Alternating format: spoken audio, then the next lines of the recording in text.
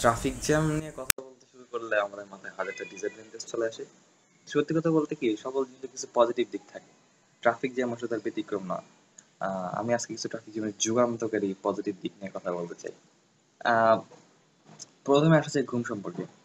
আমরা সবাই জানি ঘুম মানুষের একটা মৌলিক অধিকারের মতো। অনেকেরই রাত্রে ঘুমাইতে সমস্যা হয়। তো ট্রাফিক জ্যাম হচ্ছে ঘুমের জন্য খুবই আদর্শ একটা সময়। আর আমরা যেন ঠিকমতো ট্রাফিক জ্যামের সময় ঘুমাতে পারি, সেই জন্য সরকার ডিজিটাল বাসের ব্যবস্থা করেছে।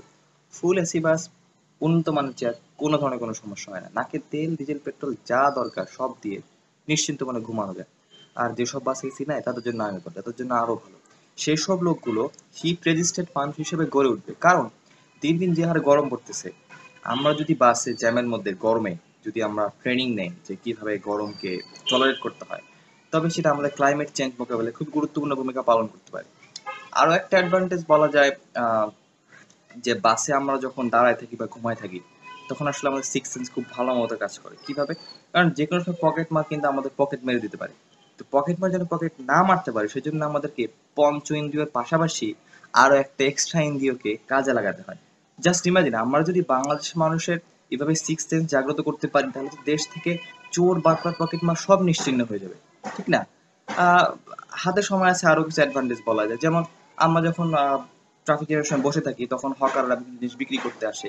গরিব মানুষের সাহায্যের জন্য আবেদন জানায়, আমরা তাদেরকে সাহায্য করি। এভাবে ট্রাফিক জ্যাম দারিদ্র বিমোচনে এবং একটি স্টেবল সমাজ গঠনে গুরুত্বপূর্ণ ভূমিকা পালন করতেছে।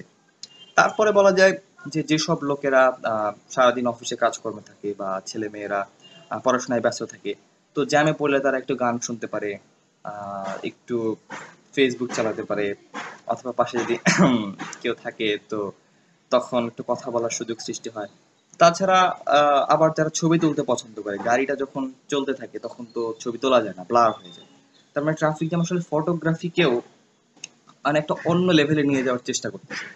তো এই ট্রাফিক জ্যাম যে আসলে কত কবি সাহিত্যিকের জন্ম দিচ্ছে, তাও কিন্তু আসলে আমরা গুণে শেষ করতে পারবো না।